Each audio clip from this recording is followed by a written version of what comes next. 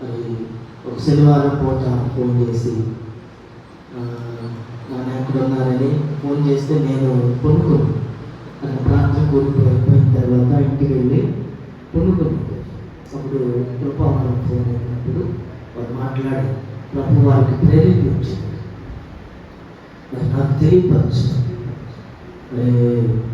USA visa ప్రభు వారిని ప్రేరేపించి ఇలా చేయమని ఫోన్ చేసినప్పుడు నెల రోజులు ప్రార్థనలో గడిపి వెయిట్ చేస్తే ప్రభు ప్రార్థన ఆలకించి వీసాను ఇవ్వడానికి మరి ఆంటీ గారు ఎంతో ప్రార్థన చేశారు. దేవుని స్తోత్రం. మాత్రమే కాదు, సంఘము అమ్మగారు అయ్యగారు ఇక్కడ, కృపావారం వాళ్ళు అక్కడ, సంఘస్థులు చర్చిలో, ఇట్లా చుట్టూ ఏం చేశారు నాకు యెరూషలేము చుట్టూ ఏముంది అలా చేసేది. ఇక తప్పించుకోవడానికి లేకుండా ఒక మంచి బిలీవర్ ప్రార్థనకి వెళ్ళే సహోదరి దగ్గర నన్ను వేసే ఇంటర్వ్యూలో దేవుని స్తోత్రం. నేను నిలబడినప్పుడు ఎంతో సంతోషంగా ఆప్యాయంగా పాస్పోర్ట్ అడిగి నన్ను 5 క్వశ్చన్లు అడిగింది. మీకు చెప్పాను, ఇది నేను సమయం తీసుకోవట్లేదు. వారు మరి బాబాయ్ గారు ఎంతో సలహాలు ఇస్తూ ఈ విధంగా ఈ విధంగా చేయమని, మరి వెనక ఆంటీ ప్రార్థన, బాబా సలహాలు, దేవుడు ఏం చేశాడంటే ప్రార్థన ఈ 3 ప్రతిష్టాత్మకంగా ఏర్పరచబడ్డాయి. ఒక సండే, ఒక ఆదివారం మన సంఘంలో ఉండాలి. ఒక నెల రోజుల నుంచి ప్లాన్, ఈ నెల రోజులకి ఈ రోజు దేవుడు సిద్ధపరిచాడు. దేవుడికి మహిమ కలుగును గాక. దేవుని స్తోత్రం. ఈ సమయంలో బాబాయ్ గారిని మనం ఆహ్వానించినందుకు చెప్పలు కూడా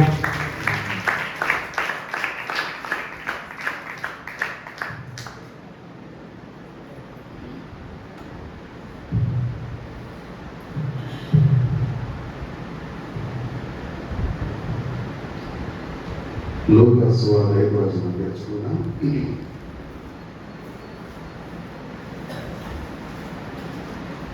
Luke chapter 5. లూకాసు 5వ అధ్యాయము మొదటి 11 వచ్చి గబగబా చదవడానికి ప్రయత్నించి.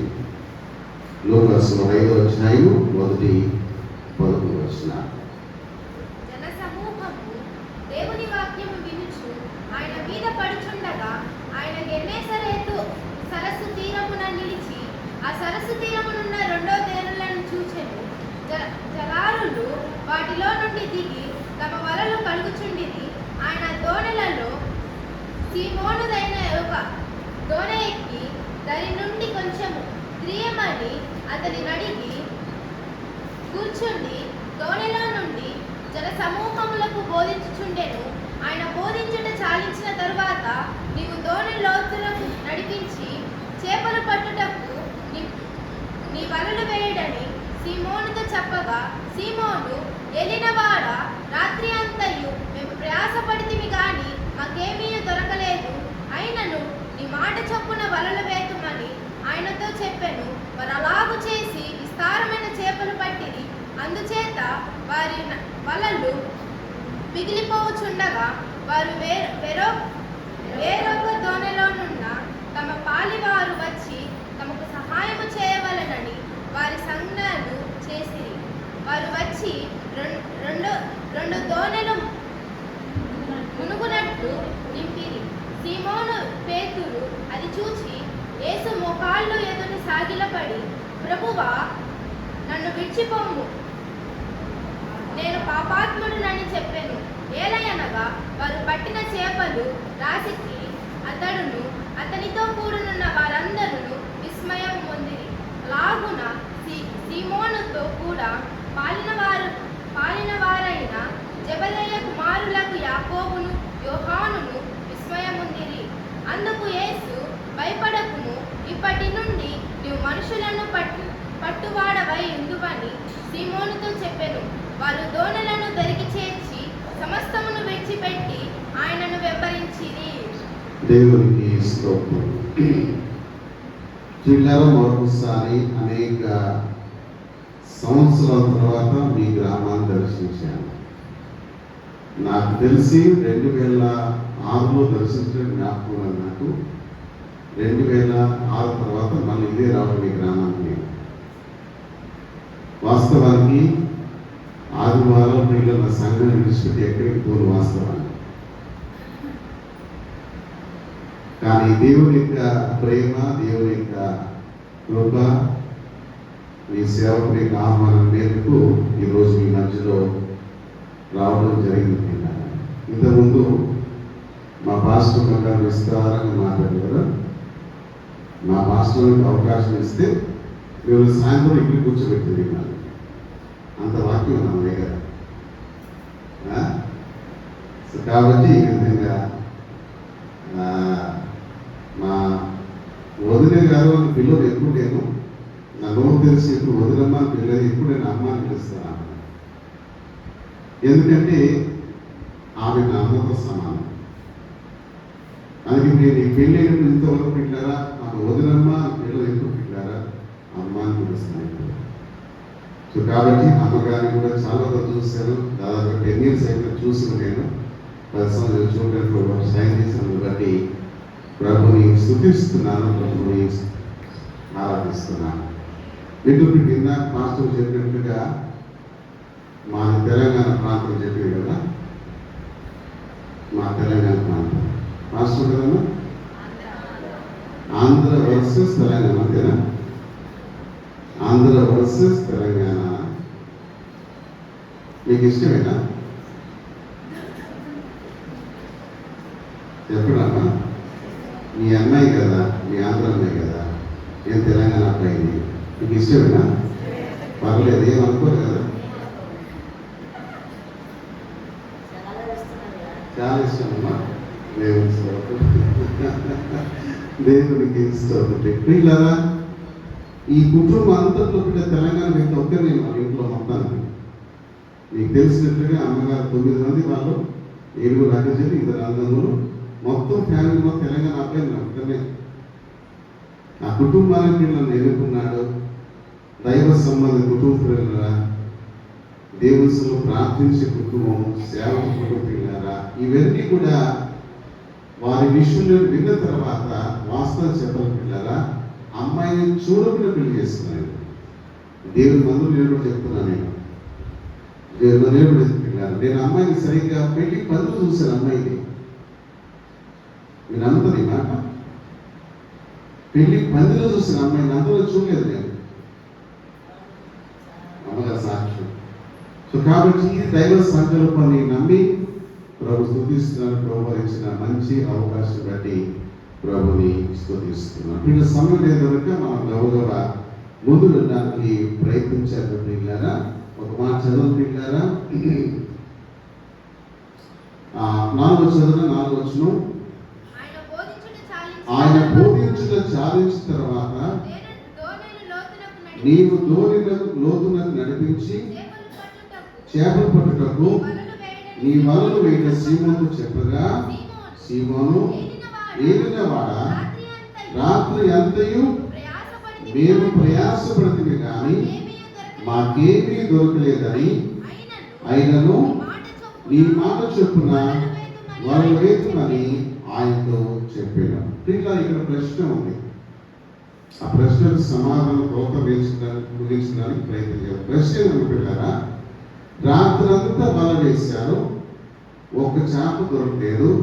ఇప్పుడు వల వేశారు, విస్తారంగా చేప పట్టారు. ప్రశ్న, రాత్రంతా వల వేశారు, ఒక్క చేప దొరకలేదు. ఇప్పుడు అదే సముద్రంలో వేశారు, అదే స్థలంలో వేశారు, విస్తారంగా చేప పట్టారు. కారణం ఏంటి? దీనికి పిల్లరా రెండు కారణాల జ్ఞాపకం ముగించడానికి ప్రయత్నిస్తున్నారు. నంబర్ 1, మొదటి పిల్లరా, రాత్రంతా వీరి ధోనిలో యేసయ్య లేడు. మొదటి కారణం పిల్లరా, రాత్రంతా నేను ఈ ధోనిలో యేసయ్య లేడు. ఇప్పుడు మన ధోనిలో యేసయ్య ఉన్నాడు. ధోని అనగా కుటుంబానికి సూచన. ధోని అనగా కుటుంబానికి సూచన. ప్రశ్న, నీ ధోని అనే కుటుంబంలో యేసయ్య ఉన్నాడా?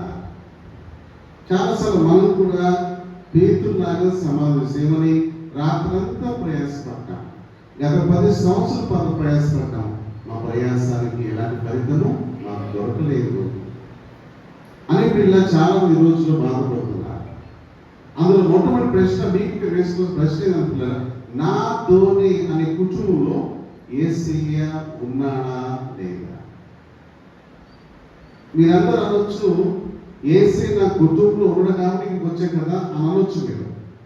మంచి, చాలా సంతోషమే. కానీ ఇంకో ప్రశ్న వేస్తాను. ఇదే ధోనిలో, ఇలాంటి ధోనిలోనే మరో రోజున యేసయ్య నిద్రపోతున్నాడు. యేసయ్య ఉన్నాడు కానీ చెప్పండి నిద్రపోతున్నాడు. ప్రశ్న, రెండో ప్రశ్న, మీ కుటుంబంలో యేసయ్య ఉన్నాడా అంటే ఉన్న ధైర్యం చెప్తారు. ప్రశ్న, యేసయ్య మెలకున్నాడా నిద్రపోతున్నాడా? నా ప్రశ్న అర్థమైంది మీకు? యేసయ్య మీ కుటుంబంలో ఉన్నాడు, చాలా సంతోషమే. కానీ ఆ నిద్రపోతే ప్రమాదము. ఎందుకంటే ఆ ధోనికి ప్రమాదం వచ్చింది. యేసయ్య నిద్రపోతున్న ధోనికి ఏమొచ్చింది? ప్రమాదం వచ్చింది. సో కాబట్టి యేసయ్య నీ కుటుంబంలో ఉన్నాడు లేదా ప్రశ్న కాదు, కానీ ఉన్న యేసయ్య మెలకు ఉన్నాడా నిద్రపోతున్నాడా అనగా యాక్టివ్గా ఉన్నాడు యేసయ్య నీ కుటుంబంలో? నీ కుటుంబంలో యేసయ్య యాక్టివ్గా ఉన్నాడా లేదా అని ఎలా తెలియాలి అనగా 2 విషయాలు.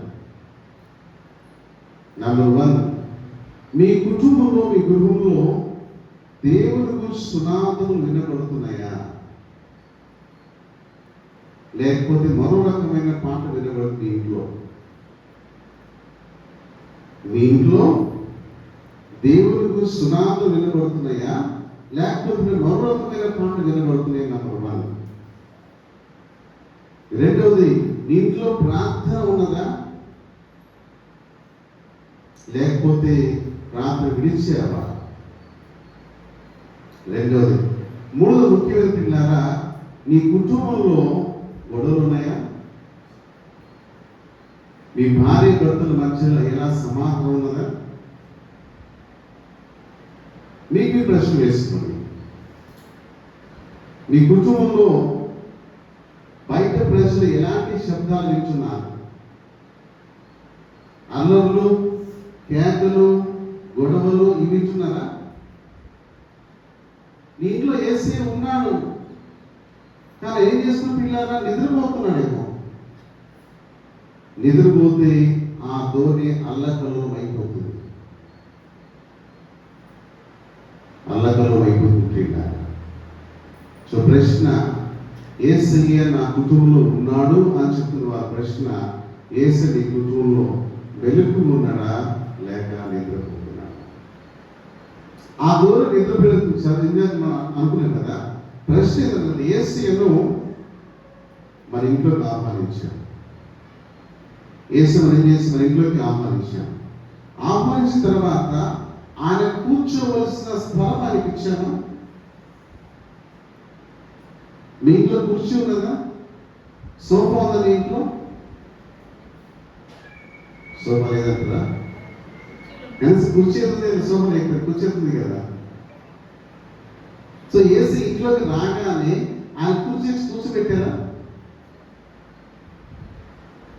మీరు కుర్చీ ఏలేదు కనుక ఆయన ఎక్కడో మూలకెళ్ళి పడుకున్నాడు ఇంట్లో.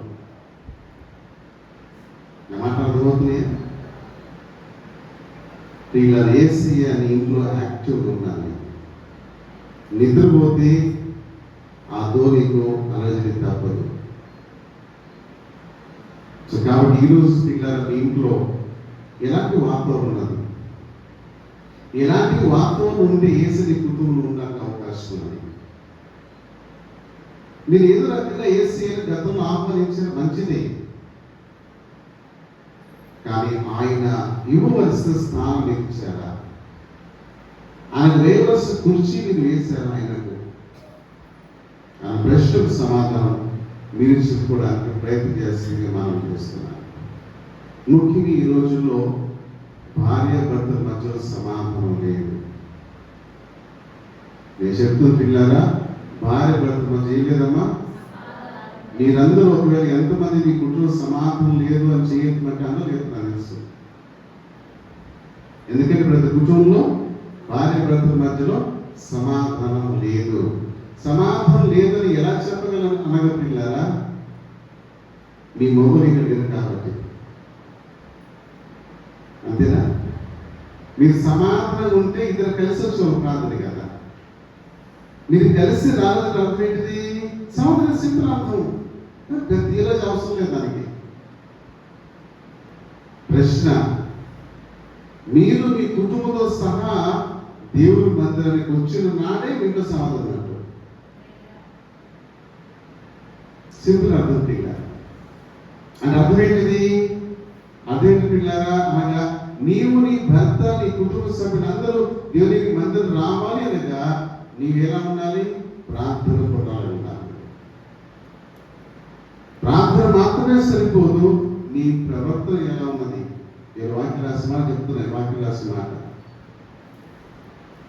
భార్య తన భర్తను తన మంచి ప్రవర్తన ద్వారా దేవుని మందిరానికి రాబట్టవచ్చు. వాక్య రాసిన క్లియర్ చెప్పిన మాట. ప్రశ్న, నీ ప్రవర్తన ఎలా ఉంది?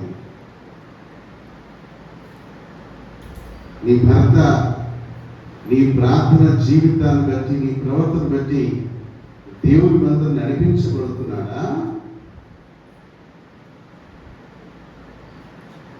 ఈ ప్రశ్నకు సమాధానం మీరు చెప్పుకోవాల్సిందిగా మనవి చేస్తున్నాను. సో కాబట్టి నెంబర్ 1 మొట్టమొదటి పిల్లారా, యేసయ్య రాత్రంతా వారి దూరంలో లేడు, ఇప్పుడు వారి దూరంలో యేసయ్య ఉన్నాడు కనుక వారు ప్రయత్నం చేసినప్పుడు వారి ప్రయాసము ఫలితం దొరికింది.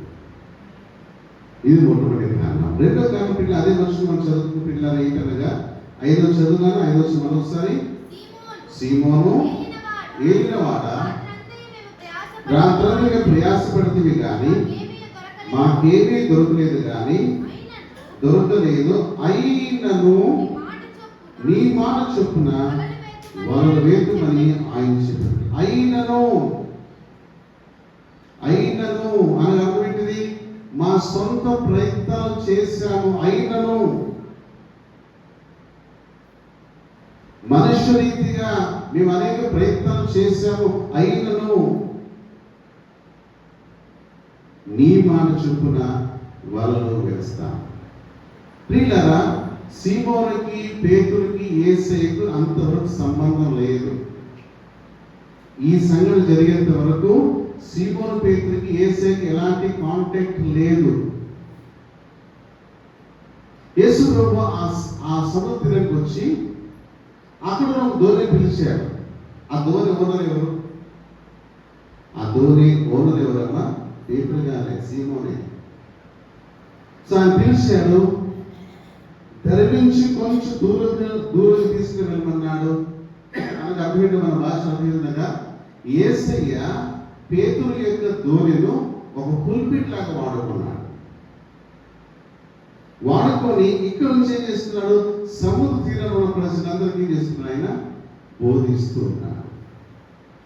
ప్రియులారా, ఈ రోజుల్లో ఉన్న గొప్ప గొప్ప సేవకులు మన ప్రాంతంలో ఉన్నారు. వారు దేవునికి సువార్త ప్రకటించడానికి వస్తే కొన్ని వేల మంది వస్తారు కదా. కొంత వేల మంది దేవుని వాక్యాన్ని, ఆ పాలన సేవకుల వాక్యాన్ని వినడానికి కొన్ని వేల మంది వస్తారు. అదే పిల్లారా, ఈ లోక సంబంధ సేవకులు, మనుషులే సేవకులే మాట ఇన్ని వేల మంది, లక్షల మంది వచ్చినప్పుడు పిల్లారా, స్వయంగా యేసు ప్రభువే అక్కడ వాక్య పరిచయం. మెయిన్ స్పీకర్ ఎవరు ఆ సభకి? ఇప్పుడు సాధారణంగా కొంతమంది ఆ బోర్డు పెట్టి ముఖ్య ప్రసంగికులు రాస్తారు, పరిశుద్ధాత్మ దేవుడు రాస్తారు కదా. కొంచెం విన్నారా? ముఖ్య ప్రసంగి ఎవరంట? పరిశుద్ధాత్మ దేవుడు అంటారు. ఎందుకని? మాట్లాడేవాడు ఆయనే కాబట్టి. మనిషి నిలబడినా, సేవకుడు నిలబడినా మాట్లాడేది ఎవరు? సేవకుడు కాదు, మనిషి కాదు, పరిశుద్ధాత్మ దేవుడు అతను ఉండి మాట్లాడదుగా. ప్రసంగి ఎవరు రాస్తారు అక్కడ? ముఖ్య ప్రసంగికులు పరిశుద్ధాత్మ దేవుడు రాస్తారు. మంచిది. ఇప్పుడు ఎవరు స్వయంగా ఇక్కడ ఎవరు మెయిన్ స్పీకర్ ఎవరు? స్వయంగా ప్రభువారే. ప్రభువా పిల్లారా, ఆయనకు నాలాగా మైక్తో పని లేదు. అర్థమైందా? ఆయనకు నాలాగా మైక్తో పని. నేను మైక్ లేకుండా మీకు వాక్యం చెప్పలేదు ఈరోజు. నాకు మైక్ లేకపోతే మీకు వాక్యం నేను చెప్పలేదండి. ఆయన మైక్తో పని నేర్పుతున్నారు. గంభీరమైన స్వరంతో ఆ ప్రజలు కూర్చున్నారు. వారికి వాక్యాన్ని బోధిస్తూ ఉన్నారు. అయితే ఈ వాక్యాన్ని వారికి మాత్రమే కాకుండా ఈ వాక్యం ఎవరు పిల్లారా? అదోనే ఓనర్ అయిన పేతురు. అదోనే ఓనర్ అయిన పేతురు పక్కన ఏం చేస్తున్నాడు? యేసే బోధ వారికి బోధిస్తుంది, ఈయన వింటున్నాడు. వాస్తవం యేసయ్య వారికి బోధించాడా, ఈయనకి బోధించాడా? ఇద్దరికి బోధించాడు. ఈ మాటలని విన్న ఇద్దరు పిల్లారా ఏమంటున్నాడు? ఏమన్నాడుగా, రాత్రంతయు మేము జాలరుగా ప్రయాసపడ్డాము. నా మాట ఆలకించారా? రాత్రంతా మేము జాలరులుగా, అనగా ఆ వృత్తి ఏంటిది? జాలరులుగా. జాలరుగా దాన్ని నేర్పుకున్నది కనుక, చేప పడ్డ నేర్పుకుంది కాబట్టి అతను వలలు వేసాడు, ప్రయాసపడ్డాడు, కానీ ఒక చేప దొరకలేదు. ఇప్పుడు యేసులో జాగ్రత్త ప్రశ్న, యేసులో జాగ్రత్త ఆయన ఎవరు? కార్పెంటర్ కదా. మన భాషలో యోసేపు కార్పెంటర్ కనుక ఆ అంటులు కనుక చిన్నప్పటి నుంచి అదే పని చేసి కనుక కార్పెంటర్. కార్పెంటర్ తెలుగు ఏమంటారు? వడ్రంగి అమ్మా, వడ్రంగి ఆయన. వడ్రంగి ఆయనకు కార్పెంటర్ పిల్లరా జాగ్రత్త తెలుసా? చెప్పడం స్పష్టంగా తెలియదు వాస్తవానికి. కానీ మరి యేసయ్య వాళ్ళు ఏమన్నాడు? ఆయన అడిగిన సంస్థ ఏముంది? ఆయన ఆఫ్టర్ కార్పెంటర్ కదా, మా ఊళ్ళో కార్పెంటర్కి మా పని ఎట్లా వచ్చారు అనుకోవడానికి అవకాశం ఉన్నది. అయితే ఆ ప్రశ్న అలా వేయకుండా ఎందుకు యేసయ్య మాట విన్నాడని పిల్లారా? ఎంతో చేసే ప్రసంగం విన్నాడు కాబట్టి. విన్నారా? ఎంతో చేసే ప్రసంగం పక్కన వింటున్నాడు కాబట్టి ఈ ప్రసంగంలో ఏముంది? బలం ఉందని గమనించాడు. ఈ ప్రసంగంలో ఏముంది? అధికారం ఉందని గమనించాడు. సో కాబట్టి యేసయ్య మాట, నీ మాట చొప్పున వలలు వేస్తాను. నంబర్ 1, యేసయ్య వారి ధోనిలో ఉన్నాడు. నంబర్ 1, ఆయన ఉంటే సరిపోదు, ఆయన యాక్టివ్ ఉంటే సరిపోదు పిల్లరా, ఆయన మాట వినాలి. అండ్ అదేంటిది? ఒబీడియన్స్, విధేయత. ప్రతి వారము మీ పాస్టర్ గారు అనేక రకాల నేను వాక్యాన్ని బోధిస్తున్నారు. నాకంటే మంచి ప్రసంగికులు మీ పాస్టర్ అనుకోండి, నాకంటే బాగా బోధిస్తుంది, వాక్యం బోధిస్తుంది కదా. సో కాబట్టి ఆయన వాక్యాలు బోధిస్తున్నారు. ప్రశ్న ఇలా విని ఇలా విడిచిపెడుతున్నారా? ప్రశ్న చాలా మందికి అలవాటు ఉంది కదా. దేవుడు 2 చెవులు ఎందుకు ఇచ్చాడు? దేవుడు 2 చెవులు ఎందుకు ఇచ్చాడమ్మా? ఒక చోట విని ఇంకో చోట విడిచిపెట్టడానికి. అలా మీ పక్కింట ఒక మాట అన్నది అనుకోండి, మర్చిపోతావా? ఇట్స్ ఓకే, పర్లేదు, నేను అంటే అంటారు ఎవరు? దాన్ని ఇంత పెద్ద వివరించి 10 మంది పోలీసు దాన్ని చెప్పి దాన్ని ఎట్లా అంటున్నామే ఆ రకరకాల దాన్ని మాట్లాడతారు. దేవుడు వాక్యం మాట్లాడతారు. మీరు ఎప్పుడైనా మీ విశ్వాసులు బయట కలిసిన సోమవారం కలిసినప్పుడు నిన్న భాషల వాక్యం మీరు మాట్లాడుతుంటారా? పొరపాటు మాట్లాడుతున్నారు, పొరపాటు మాట్లాడుతున్నారు. కాబట్టి ఆయన మాటకు విధేయత చూపెట్టాలి. దేవుని వాక్యం వినడానికి మాత్రమే కాదు పిల్లలు, మీరు విలువై ఉండి మీరేం చేస్తున్నారు? మిమ్మల్ని మీరు మోసం చేసుకుంటారు. దేవుని వాక్యం రాసిన. సో కాబట్టి విన్న ప్రసంగం అంతట్లో పిల్లరా ఒక్క మాట చాలు మీకు. నేను చేసిన ప్రసంగం, అమ్మాయి చేసిన ప్రసంగం అంతా పిల్లరా ఒకే మాట చాలు. ప్రసంగం మీకు అర్థం అవసరం లేదు, ఒకే మాట చాలు. ఒక్క మాట పట్టుకుంటుంది పిల్లరా, ఆ మాట ప్రకారం జీవించండి. ప్రభు నీ జీవితం కార్యం చేయడం ఆరంభిస్తాను. అంత మీ జీవితం దాని జరగడం మనం చేస్తున్నాం. సో కాబట్టి నీ మాట చొప్పున వలలు వేస్తాను. సో వేసే మాట లోపల కనుక వలలు వేశారు. ఎన్ని పట్టారు? చేపలు, విస్తారమైన చేపలు వారు పట్టారు. ఇంకొక మాట గురించి పిల్లారా, ఆ విస్తారమైన చేపలు పట్టిన తర్వాత ఆ పక్కన వారి పాల్గొని పిలిచిపోయినారా, వీరి దూరం నిండంతగా వారి దూరం నిండుగా, అనగా 2 దూరం మునున్నట్టు నింపి నిర్వాహం చదువు. అంటే అర్థం ఏంటిది? Double blessing. అంటే అర్థం పిల్లారా, డబుల్ అంటే 2 ఆశీర్వాదము. అనగా నీవు దీవించబడతావు, నీ ప్రక్కవారు దీవించబడతారు. నీవు దీవించబడతావు, నీ తోటి విశ్వాసం దీవించబడుతుంది.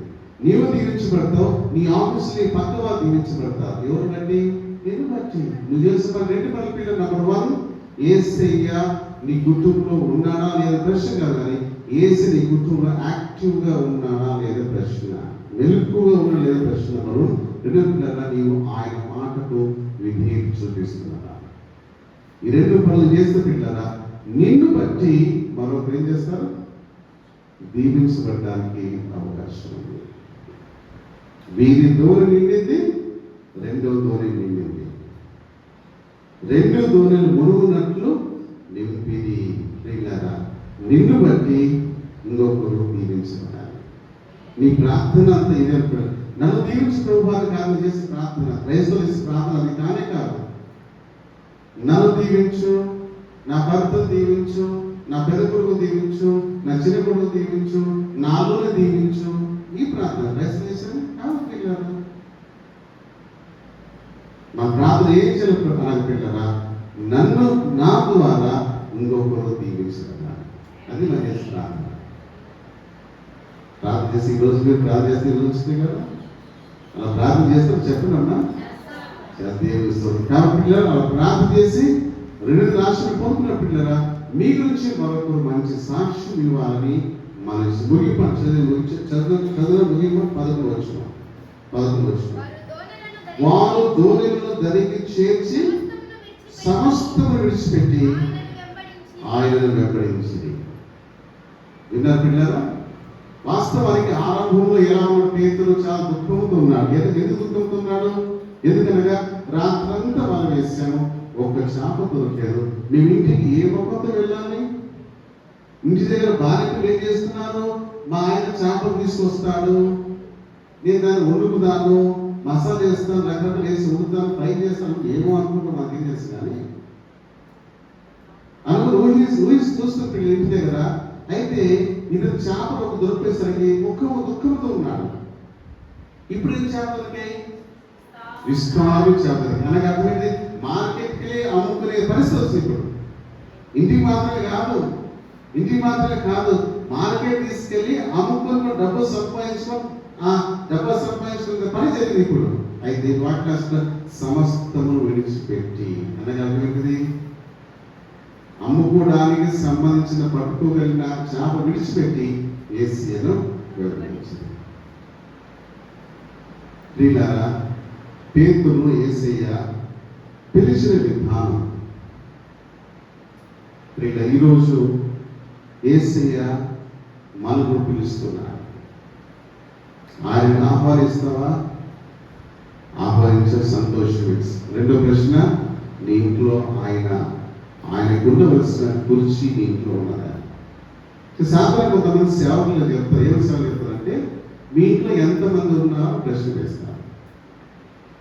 మేము 4 మంది, భార్య, భర్త, కొడుకు, కూతురు. ఎంతమంది అయ్యాం? 4 ఉన్నామండి అంటారు. ప్రశ్న 2వ ప్రశ్న, నీ ఇంట్లో ఎన్ని ప్లేట్లు ఉన్నాయి? 4కి 4 ప్లేట్లు ఉన్నాయి. మరి యేసయ్య ప్లేట్ ఎక్కడ ఉంది? ప్రశ్న, యేసయ్య మీ ఇంట్లో భోజనం చేయట్లేదా? యేసయ్య మీ ఇంట్లో కనపడని అతిథి కాదా? మరి యేసయ్య మీరు ఆ రోజు ఆహ్వానించిన ఇంట్లోకి ఆహ్వానించిన భోజనం పెట్టారా? మరి మీ ఇంట్లో ఎన్ని కూర్చులు ఉన్నాయి? 4 కూర్చులు ఉన్నాయి. 5 కూర్చు ఎక్కడ? మరి యేసయ్య కూర్చుంది మీ ఇంట్లో? ప్రశ్న. ఇవన్నీ పిల్లరా ఆధ్యాత్మిక సంగతి పిల్లారా, ఆధ్యాత్మిక చిన్న పిల్లరా. యేసయ్యకి నీ హృదయంలో, నీ ఇంట్లో స్థానం ఉండాలి. ఆయన ఇంట్లో ఉన్నాడు అన్న భయంతో జీవించాలి. ఆయన ఇంట్లో ఉన్నాడు, మెయిన్ కుర్చీ ఆయనకి ఇచ్చాను, ఆ కుర్చీకి కూర్చుని ఉన్నాడు, ఆయన గమనిస్తున్నాడు, నన్ను చూస్తున్నాడు అన్నట్లు జీవించాలి. అమ్మ బిడ్డలు మనము దేవుని ఎంతో భయభక్తితో జీవించిన వారిని. కాబట్టి ఈరోజు నా వాక్య త్వరగా ముగించిన ప్రయత్నం చేశాను, సమయం లేదు కాబట్టి. ప్రశ్న, యేసయ్య నీ కుటుంబంలో యాక్టివ్గా ఉన్నాడు లేదా? 2వది పిల్లరా, యేసయ్య మాటకు లోబడుతున్నావు లేదా? కొన్నిసార్లు విశ్వాసం ఎలా ఉన్నారు పిల్లరా అనగా మాకు నచ్చిన వాక్యం చెప్తే లోబడతాము, మాకు నచ్చిన వాక్యం చెప్తే మేము లోబడము అన్నట్టు మాకు విశ్వాసం. మీరు సంగతి కదా, బయట సంగతి మీరంత మంచోళ్ళే. మాకు నచ్చిన వాక్యాన్ని చెప్తే మేము లోబడతాము, మాకు నచ్చిన చెప్తే మేము లోబడము. సింపుల్గా అనుకుంటున్నారు. మీకు నచ్చిన వాక్యం లోబడాలి. ఎందుకని దేవుని వాక్యం కాబట్టి. ఇక్కడ మీకు నచ్చినా నచ్చకపోయినా, మీకు ఇష్టం ఉన్నా ఇష్టం లేకపోయినా మీరు ఏం చేయాలి? దేవుని వాక్యానికి ఉన్నది ఉన్నట్లుగా లోబడి నేర్చుకుంటున్నారు. అప్పుడు మీరుని బట్టి ఇంకొక పిల్లలు, మీరుని బట్టి ఇంకొక వ్యక్తి, ఇంకొక కుటుంబ పిల్లలు దీవించబడడానికి అవకాశం ఉంది. కాబట్టి మీరంతా విన్న ఈ కొన్ని మాటలు మీ హృదయాన్ని బద్దలు చేసుకొని ఆ ప్రకారం నడుచుకోవడానికి ప్రయత్నం చేస్తారని నమ్ముతున్నాను. అటు కృపను పరిశుద్ధ దేవుడు మీకు అందరికీ అనుగ్రహించుగాక. దేవుని మాటలను